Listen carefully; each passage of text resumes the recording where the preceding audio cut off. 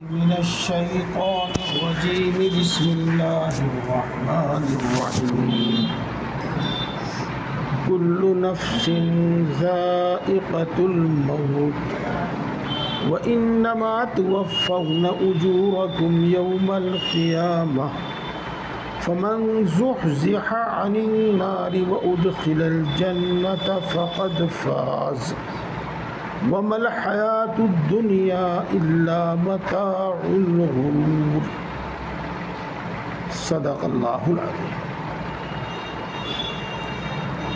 دوستو، اوپر ہم نے ذکر سنا تھا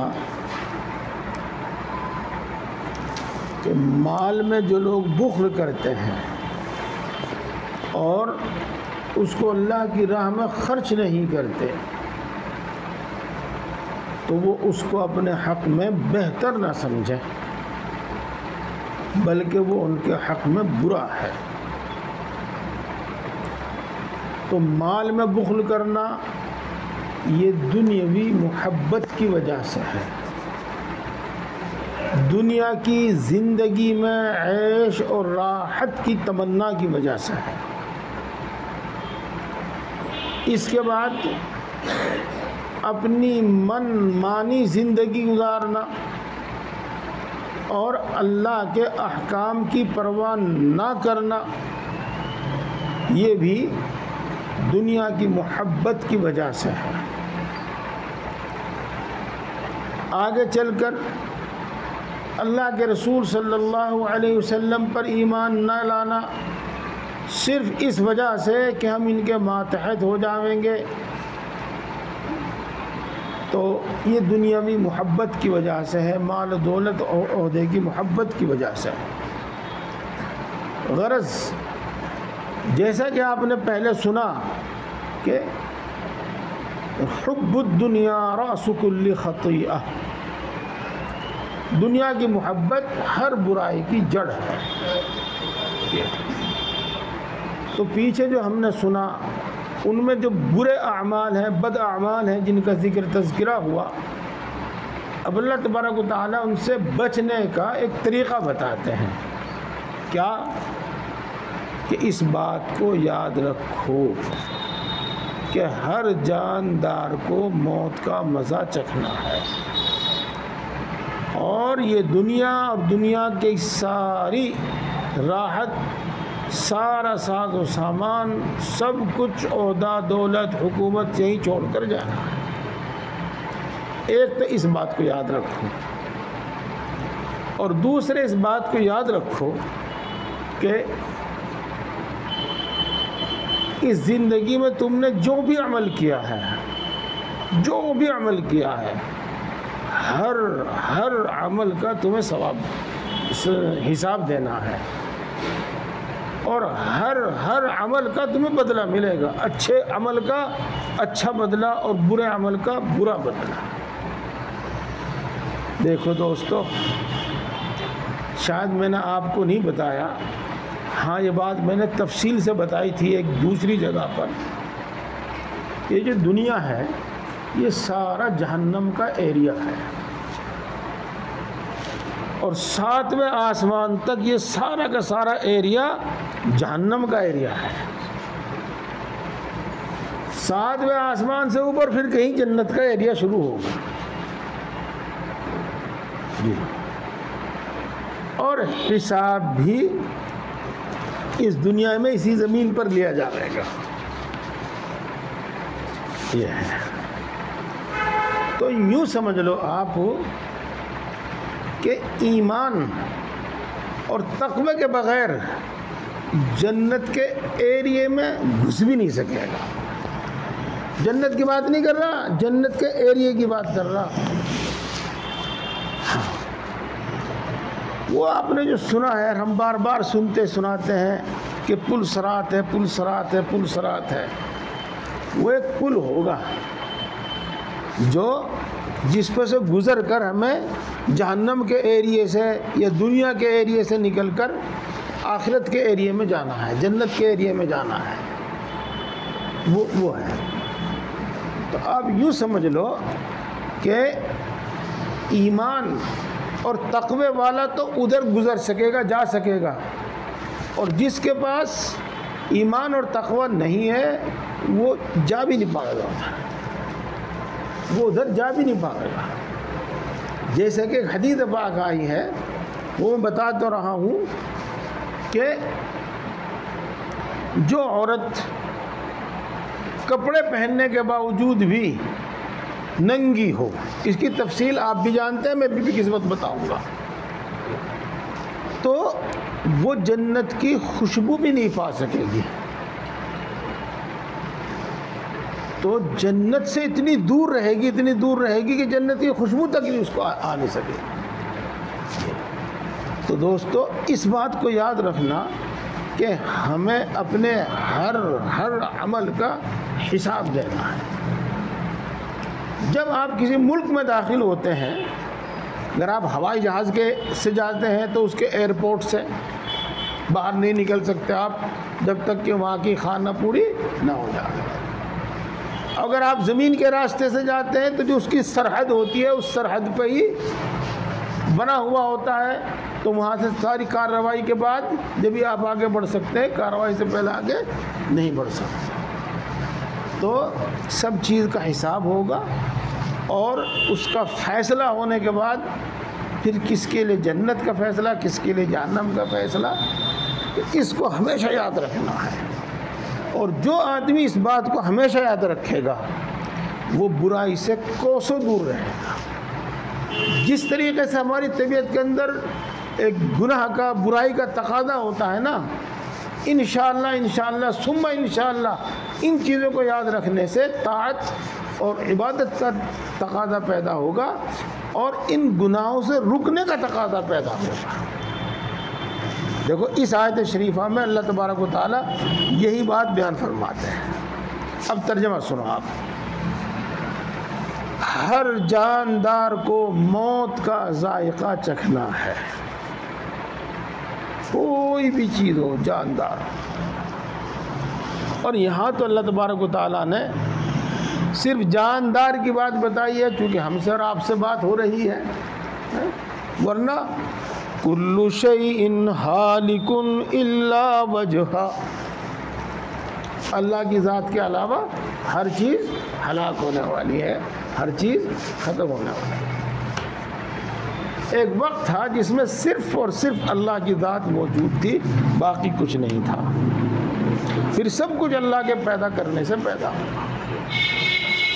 پھر ایک وقت ایسا آئے گا جس میں سب کچھ ختم ہو جائے گا، صرف اللہ کی ذات باقی رہے گی، اور اس کے بعد پھر دوبارہ پیدا کرنے سے سب کچھ یہ پیدا ہوگا، اور اس کے بعد ہی قیامت قائم ہوگی۔ قیامت تو اسی کو کہتے ہیں، اسی کے بعد ہی سب لوگ زندہ کیے جائیں گے، اکٹھا کیے جائیں گے، حساب ہوگا، پھر فیصلہ ہوگا۔ آگے ارشاد فرماتے ہیں وَإِنَّمَا تُوَفَّوْنَ أُجُورَكُمْ يَوْمَ الْقِيَامَةِ، اور بس، انما کا ترجمہ کر رہا ہوں، اور بس کا مطلب خود سمجھ جائیں گے آپ، نہیں تو میں سمجھاؤں گا۔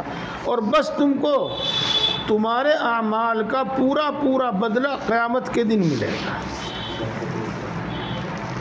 اس میں دو باتیں سوچنے کی ہیں، دو باتیں سوچنے کی ہیں۔ نمبر ایک آدمی طاعت میں، عبادت میں لگا ہوا ہے، اور مان لو تھوڑی دیر کے لیے، جیسا کہ آپ آگے پڑھیں گے، سنیں گے اور پڑھتے سنتے چلے آئے ہیں، وہ مشکلات سے دو چار ہیں، تو وہ یہ نہ سمجھیں کہ میری طاعت اور عبادت اور میری دعا، میری ذکر، میری تلاوت یہ سب بیکار ہے، یہ نہ سمجھے بالکل بھی۔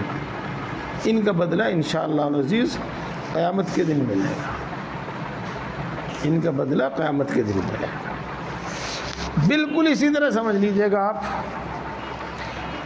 کہ آدمی گناہ کرے یا دوسروں کو گناہ کرتے ہوئے دیکھے اور پھولتا پھلتا رہے، تو یہ نہ سوچے کہ ان اعمال کا بدلہ نہیں ملے گا، ان برائیوں کا بدلہ نہیں ملے گا، یہ کبھی نہ سوچیں۔ ایسا ممکن نہیں ہے، یاد رکھو آپ، ایسا ممکن نہیں ہے۔ اللہ نے یہ دنیا، یہ جہان بنایا ہی ہے صرف اسی واسطے، جو شخص طاعت عبادت کرے گا اور اس کو حفاظت کے ساتھ لے کے جائے گا، یعنی کوئی ایسا عمل نہیں کرے گا جس سے وہ ضائع ہو جائے، تو اس کو اس کے اعمال کا بدلہ لا محالہ ملے گا، ہر حال میں ملے گا۔ اور گناہ کی بات یہ ہے کہ اگر اللہ معاف کر دے تو ختم، اور معاف نہ کرے تو کوئی طاقت نہیں ہے جو سزا سے بچا لے، کوئی طاقت نہیں ہے جو سزا سے بچا لے۔ یہ ہے تو پورا بدلہ جو ہے وہ قیامت کے دن ملے گا۔ تو دونوں باتیں سامنے آئی، یہ یاد رکھنی چاہیے۔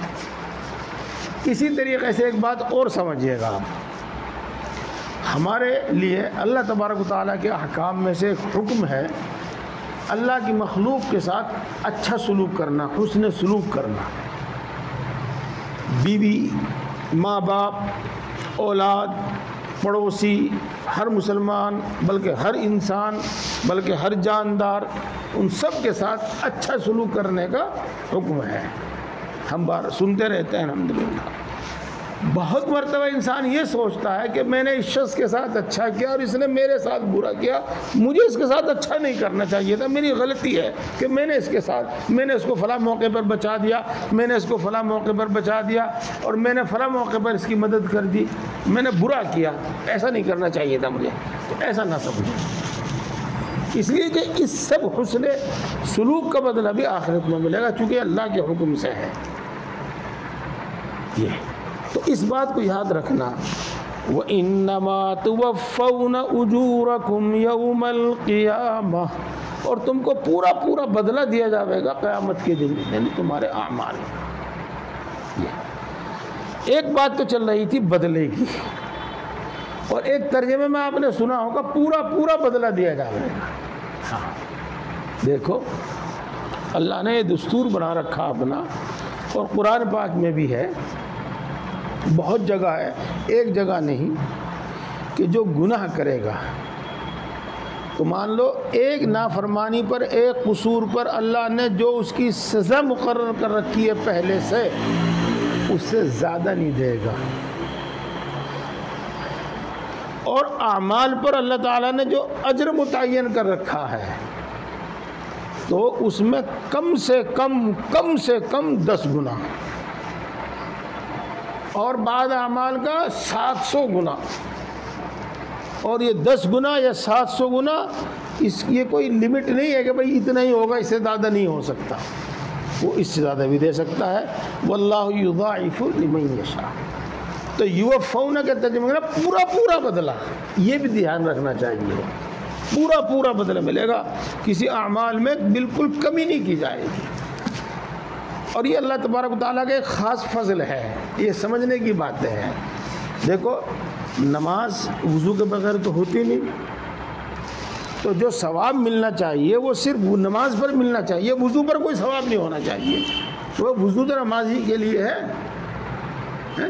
لیکن اللہ تبارک و تعالیٰ کے یہاں یہ صورتحال ہے کہ ہر چیز پر الگ الگ حساب، آپ گھر سے چلتے ہیں ہر قدم پہ ثواب، اور آپ مسجد میں آ کر وضو کرتے ہیں، وضو کا الگ ثواب،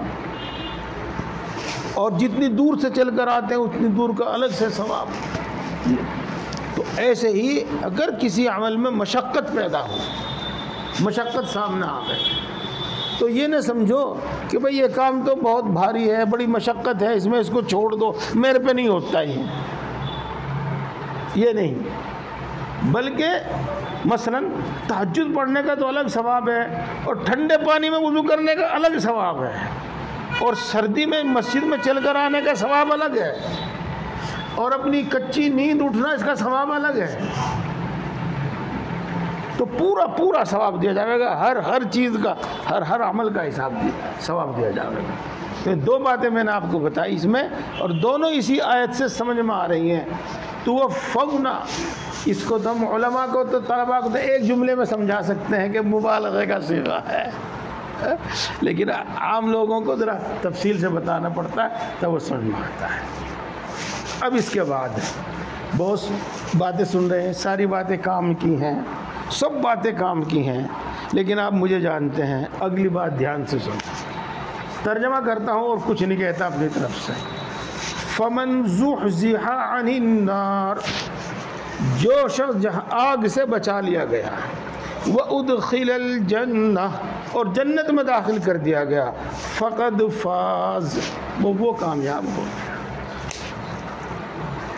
بس کامیابی ناکامی کا واحد معیار یہ ہے. جو شخص آگ سے یعنی جہنم سے بچا لیا گیا اور جنت میں داخل کر دیا گیا تو وہ کامیاب ہو گیا. اور اس سے پہلے اس کے علاوہ کامیابی ناکامی کا کوئی معیار نہیں ہے، کوئی معیار نہیں ہے، کوئی معیار نہیں ہے. ایک شخص ساری زندگی جس کو کہتے ہیں پنی چگتے ہوئے، میں خاص اس سے گھٹیا تو کام کچھ اور ہوگا نہیں، مر گیا. نہ دنیا میں کوئی آرام دیکھا اس نے، نہ عزت دیکھی اس نے، لیکن ہاں ایمان اور تقوی کے ساتھ مرا. اب ظاہر بات ہے کہ وہ انشاءاللہ جہنم سے بچے گا، جنت میں جائے گا، تو کامیاب ہے، تو کامیاب ہے، خوش نصیب ہے. یہاں تو کامیابی کی بات ذکر ہے، 12ویں پارے میں خوش نصیبی کا ذکر ہے، یعنی اسی کو خوش نصیب بتایا گیا ہے. یہ ہے. اور آپ اس کا بالکل الٹا سن لو. ایک شخص ساری دنیا کا بادشاہ، حضرت سلیمان علیہ السلام کے علاوہ کسی اور کو جنات پر، پرندوں وغیرہ پر حکومت نہیں ملی، لیکن مان لو تھوڑی دیر کے لیے کہ کسی کو ان سب چیزوں پر حکومت مل جائے، لیکن ایمان سے محروم ہو اور تقوی سے محروم ہو، یہ تو ظاہر بات ہے کہ اس کا ٹھکانہ جہنم ہے، تو اس کو کامیاب نہیں کہا جائے، اس کو کامیاب نہیں کہا جائے. پھر سنیے اس کا ترجمہ. فمن زحزح عن النار، جو شخص آگ سے بچا لیا گیا، وادخل الجنہ، اور جنت میں داخل کر دیا گیا، فقد فاز، تو یقیناً وہ کامیاب. اب اس کے بعد اب اس دنیا میں، جس دنیا میں ہم رہتے ہیں، اگر آدمی اپنی صحیح عقل ملے انسان کو اور صحیح عقل سے سوچے تو اس دنیا کو خود سمجھ سکتا ہے. لیکن اکثر و بیشتر نہ آدمی کو اتنی عقل و سمجھ ملتی، بلکہ نہ اتنا موقع ملتا. زندگی میں اس کی بچپن ہے، بچپن میں اس کی پسند کچھ اور ہوتی ہے، ان میں مشغول ہوتا ہے. جوانی میں پسند کچھ اور ہوتی ہے، ان میں وہ مشغول ہوتا ہے. بڑھاپے میں ہائے ہائے کرنے سے فرصت نہیں ملتی. تو اکثر و بیشتر اس کی حقیقت کو جانتے نہیں تو عقل مند آدمی اس دنیا کی حقیقت کو جان سکتا ہے. یہ میں ایک مثال دیتا ہوں آپ کو. میری آرزو ہے، میری تمنا ہے کہ میرے لیے ایک بہت بڑھیا کشادہ کئی منزلہ مکان ہو، کئی اس میں بہت سارے کمرے ہوں. میں دوسروں کو دیکھتا ہوں، ان مکان کی وجہ سے اس کی عزت بھی ہے، اس کو راحت اور آرام بھی ہے، سب کچھ ہے. اب میں اس کے بنانے کے چکر میں لگ گیا، اس کے لیے پیسے اکٹھا کرنے کے چکر میں لگ گیا.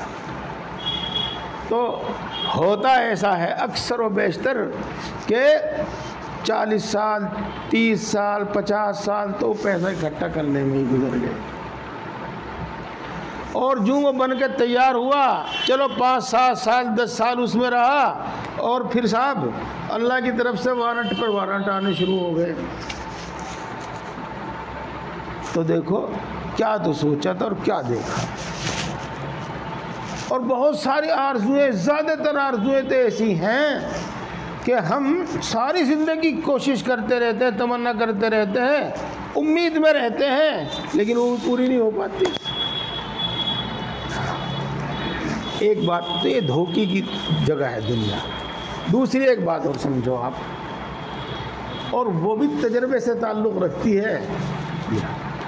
ایک آدمی کو آپ دیکھتے ہیں بڑے صاف ستھرے کپڑے پہنتا ہے، اور جس کا آج کل کہتے ہیں اسکوٹی پہ بیٹھ کے گھومتا ہے، کوئی غم کوئی فکر بظاہر اس کو دکھائی نہیں دیتا. لیکن آپ جب اس کے قریب لگیں گے نا، اور جب وہ آپ سے اپنے دل کی بات، اپنے راز کی بات کہے گا نا وہ، تو آپ کو ایسا محسوس ہوگا جیسا کہ دنیا میں اس سے زیادہ کوئی پریشان نہیں. اور یہ ایک دو کی نہیں ہے، سوائے اللہ والوں کو چھوڑ کے، اللہ والوں کو چھوڑ کے تقریباً ہر آدمی کا یہی ہے.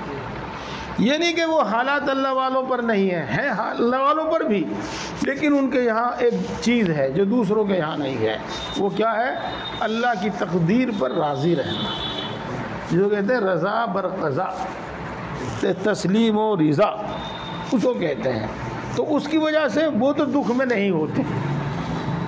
ایک دکھ تو ہوتا ہے، مثال کے طور پر میرا دوست بیٹھا ہوا ہے اور میں اس کو زور سے چونٹ لوں تو تکلیف تو اس کو ہوگی، لیکن زیادہ اس کو خوشی ہوگی، دل میں زیادہ اس کو خوشی ہوگی کہ ہاں بھائی دیکھو کتنی محبت ہے اس کو مجھ سے. تو تکلیف تو ان کو بھی ہوتی ہے، لیکن وہ اللہ کی تقدیر پر راضی ہوتے ہیں، اس واسطے ان کو اتنی تکلیف نہیں ہو. ہاں اس واسطے کہ صحیح بات تو یہ ہے کہ دنیا دھوکے کا سامان ہے. وَمَا الْحَيَاةُ الدُّنْيَا إِلَّا مَتَاعُ الْغُرُورِ، اور دنیاوی زندگی صرف دھوکے کا سامان ہے. جیسا کہ ابھی آپ کو سمجھایا میں نے. پہلے ہم اور آپ سنتے ہوں گے سراب، بڑے شین سے شراب نہیں، چھوٹے سین سے سراب. سراب وہ یہ کہ ریت کا جو میدان ہوتا ہے، ریت کا جو میدان ہوتا ہے، اس کو جب دور سے دیکھتے ہیں تو ایسا معلوم ہوتا ہے جیسے کہ دریا ہو، پانی ہو. اس کو کہتے ہیں سراب. اچھا وہ تو تھائی ہوگا، ہمیں تو اس کا اتنا زیادہ تجربہ بھی نہیں، لیکن سڑک دیکھی ہم نے، آپ نے بھی دیکھی ہوگی.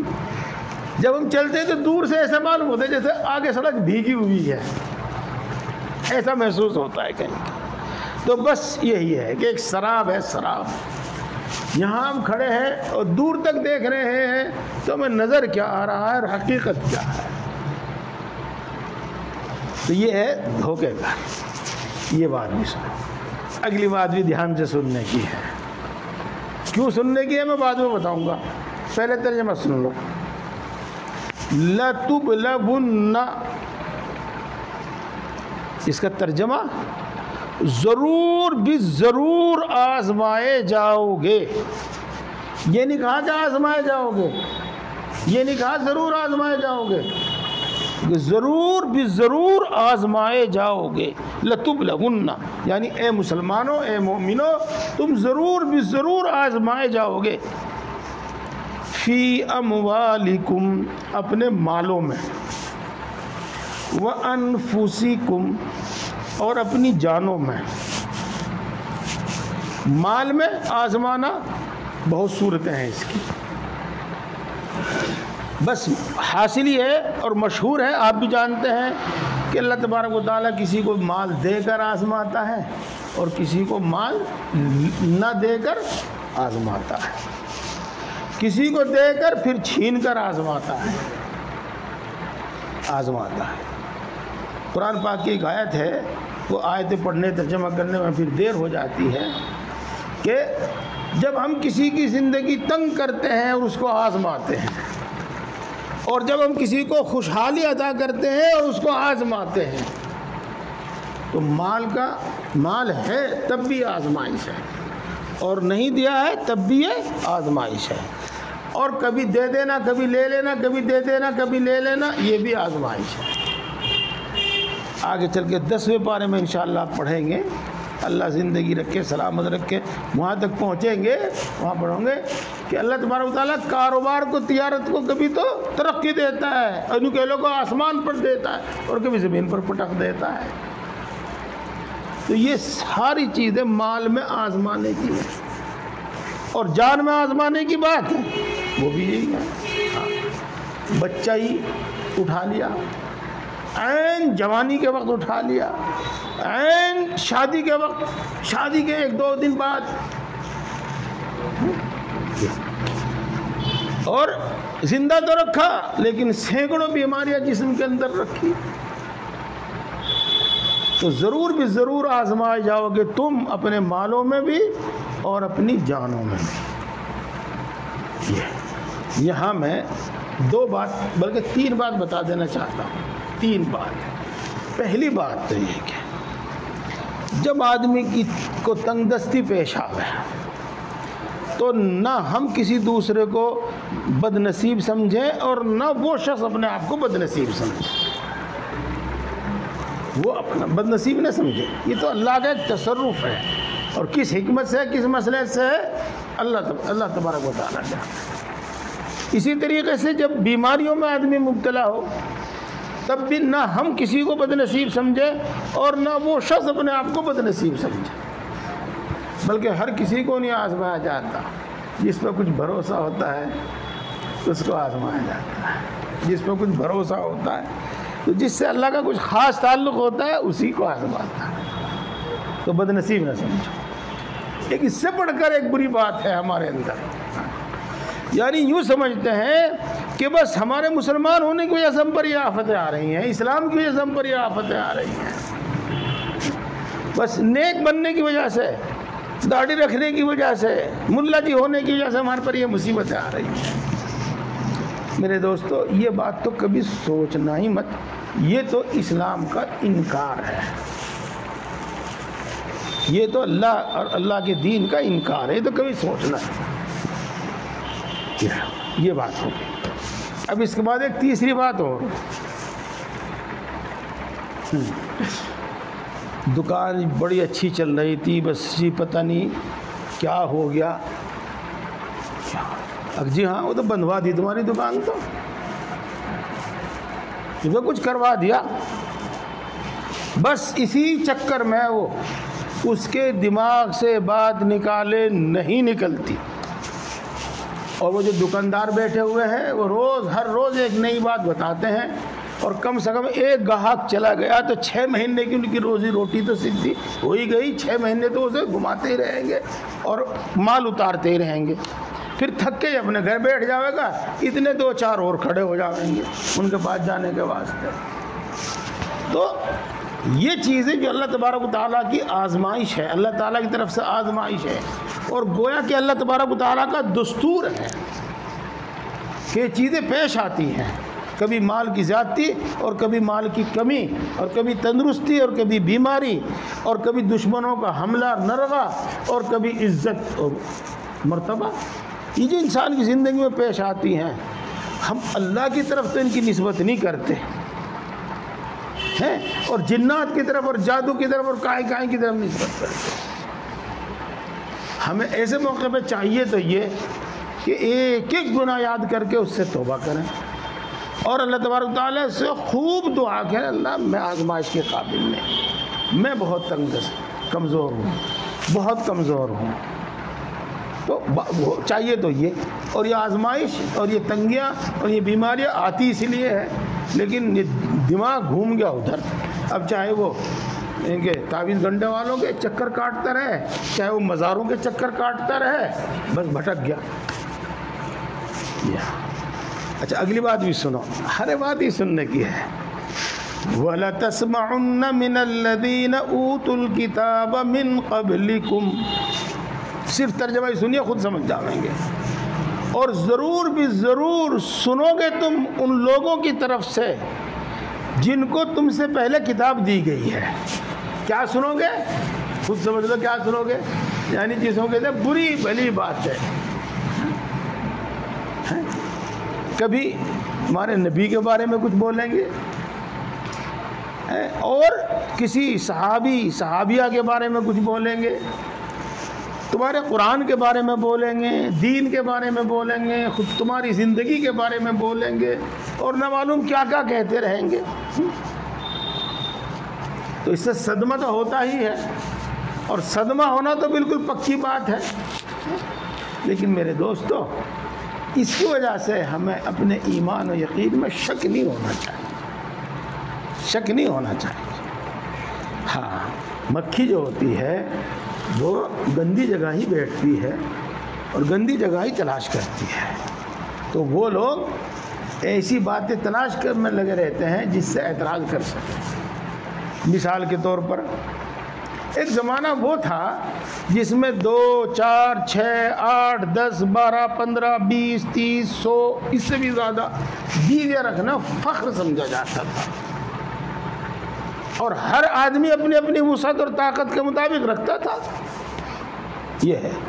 اب وہ ایک آج کا زمانہ آیا. آج کا زمانہ یہ ہوا کہ بیوی تو ایک ہی ہوگی، ہاں وہ گرل فرینڈ چاہے تم 100 بنا لو، اس کی کوئی دقت نہیں ہے. تو اب چونکہ آج کا قانون یہ ہوگا کہ بیوی ایک ہی ہونی چاہیے، تب اس پر اعتراض کہ 4 بیوی کیوں ہیں، اس پر اعتراض کہ 9 بیویاں کیوں تھی. تو وہ تو آج کی ان کی اپنی سمجھ کے اعتبار سے ہے اعتراض، ان کے اپنے عقل کے اعتبار سے اعتراض ہے. اور پھر کمال کی بات یہ کہ اعتراض ہم پہ ہی کرتے ہیں، کسی اور پہ کرتے نہیں. اور کمال کی بات یہ ہے کہ ہم نے آج سے 25-30 سال پہلے پڑھا تھا، کوئی ایک سروے ہوا تھا، جتنے مسلمانوں کے پاس ایک سے زیادہ نکاح تھے، یعنی 2 یا 3، اس سے 2-3 گنا زیادہ ہندوؤں کے پاس تھی عورتیں، 2-3. یعنی اگر 3%، 4%، 5% مسلمانوں کے پاس تھی تو 15% ان کے پاس تھی. لیکن بدنام ہم کیوں؟ بس آج کل ان کو بولنے کی اتھارٹی ہے، ہمیں بولنے کی اتھارٹی نہیں ہے. تو طرح طرح سے ضرور سنو گے تم ان کی طرف سے جن کو تم سے پہلے کتاب دی گئی ہے، اور ان کی طرف سے جو مشرکین ہیں. وَمِنَ الَّذِينَ أَشْرَكُوا أَذًى كَثِيرًا، بہت زیادہ تکلیف دینے والی باتیں. یہاں پر بھی وہی بات، نہ تو یہ سمجھو کہ واقعی اسلام ایسا ہے، نہ یوں سمجھو کہ اسلام کی وجہ سے ہمارے ساتھ ایسا ہو رہا ہے. یہ نہیں، بلکہ اللہ تبارک و تعالیٰ نے ہمیں طاعت و عبادت کی چھوٹ دی ہے، انہیں گناہوں کی چھوٹ دے رکھی. اس لیے وہ اس بنا پر کرتے ہیں. ایسا اگر اللہ ان کو پابندی لگا دے کہ وہ ایسا نہ کریں تو انہیں گناہوں کی چھوٹ نہیں ہوگی. ہاں، تو انہیں گناہوں کی چھوٹ دے رکھی، اس لیے کریں گے وہ ایسا.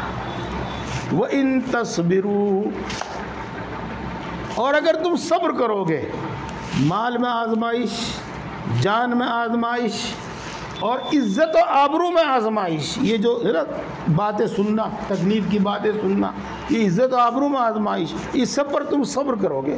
وَتَتَّقُوا، اور اللہ کی نافرمانی سے بچو گے. فَإِنَّ ذَلِكَ مِنْ عَزْمِ الْأُمُورِ، تو یقیناً یہ بڑے حوصلے کی بات ہے، یہ بڑا پن کی بات ہے، یوں کہہ دو آپ، بڑے حوصلے کی. اللہ تعالی ہم سب کو صحیح سمجھ اور عمل کی توفیق عطا فرمائے.